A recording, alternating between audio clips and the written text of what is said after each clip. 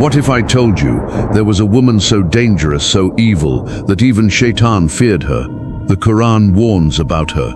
The only woman it mentions will enter hell. Her name is Jamil. She was rich, she was powerful, she was feared, but none of that saved her from her destiny. Today, you will witness her untold story. A story of ambition, a story of cruelty, a story of a woman who waged war against Islam. She used wealth as a weapon. She used influence as a weapon. She used lies as a weapon. To understand the enemies of Islam today, you must first understand her. Before we begin, subscribe to our channel and comment where are you watching from. Let me know, because your presence matters in this journey. If you're ready, let's begin. She was born into power. Jamil belonged to Quraysh, one of the strongest tribes of Makkah. Her father, Harb bin Umayyah, was a respected leader.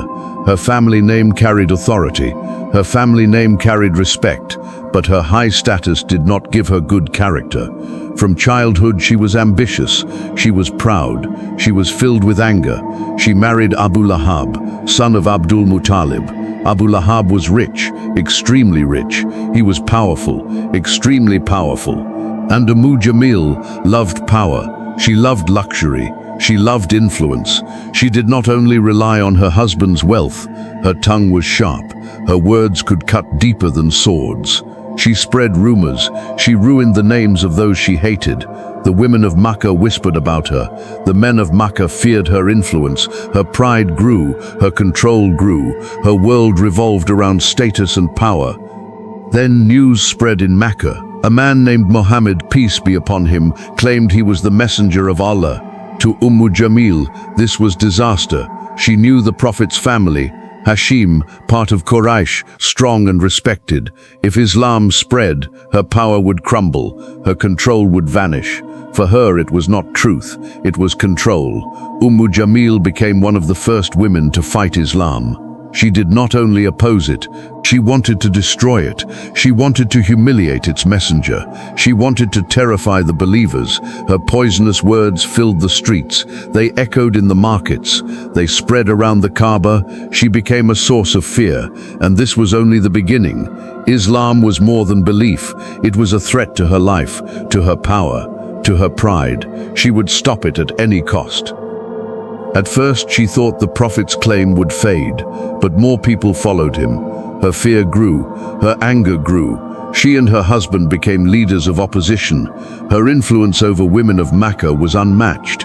A single word from her spread across the city. She called the Prophet a liar, a magician, a destroyer of Makkah's order. She lied to harm him. She wanted to damage his honor. She wanted to push people away from him. She envied Khadijah, the Prophet's wife. A respected woman, a strong supporter of Islam. Jamil mocked her, turned others against her, tried to isolate her, but Khadijah remained calm, strong, dignified. Her heart held greater power than Jamil's hatred. Jamil did not stop at words. She used action. She plotted to scare Muslims. She provoked leaders of Quraysh. She placed stones and thorns where the Prophet walked. She tried to remove Muslims from trade and society. She attacked the Prophet directly. When he prayed near the Kaaba, she and her husband ordered filth to be thrown at him.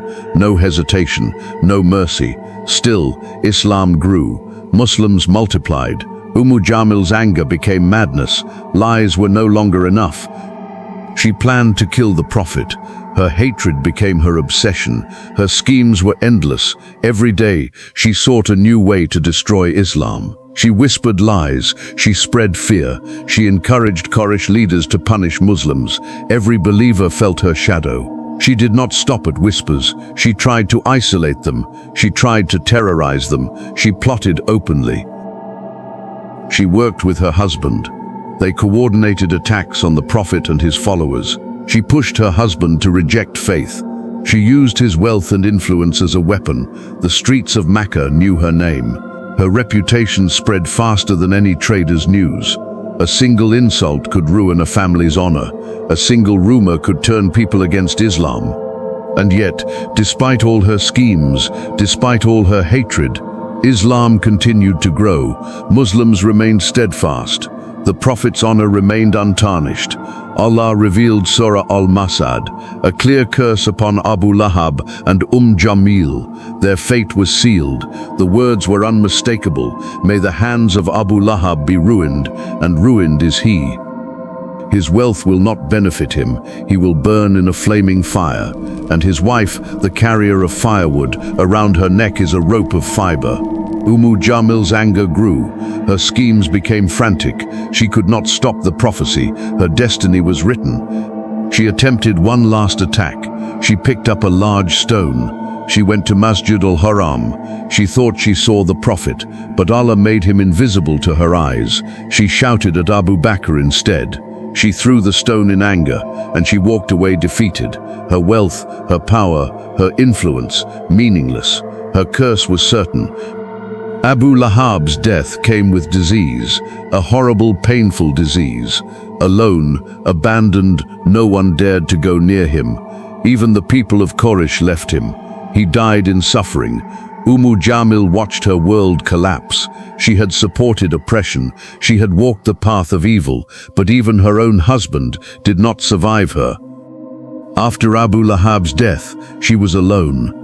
The strong, proud woman who once thought she controlled everything suddenly became weak, helpless, defenseless. People whispered about her. Surah Al-Masad has come true, they said. Allah's curse has fallen upon them, but Jamil refused to accept her fate. She continued to speak with hatred. She continued to plot against Muslims. However, time passed. Even her anger could not sustain her. Even her hatred could not save her. Historical reports say her death was terrible. Some say she was crushed under a large stone. Others say she was strangled with a rope. The words in Surah Al-Masad, "Around her neck is a rope of fiber," came true. Jamil and Abu Lahab, the most feared, powerful enemies of Islam, could not escape Allah's judgment. Their wealth, status, and arrogance, all meaningless. In this world, they thought they were happy. They believed power and pride would protect them. They were wrong. Their end was filled with humiliation. Their end was filled with suffering. Their end was filled with pain. Allah's justice was clear. The hands of Allah are just. The fate of the arrogant is sealed. Even the most powerful fall. This story is not just history. It is a warning, a lesson for all disbelievers, a lesson for all oppressors, a lesson that arrogance, cruelty, and hatred cannot overcome truth.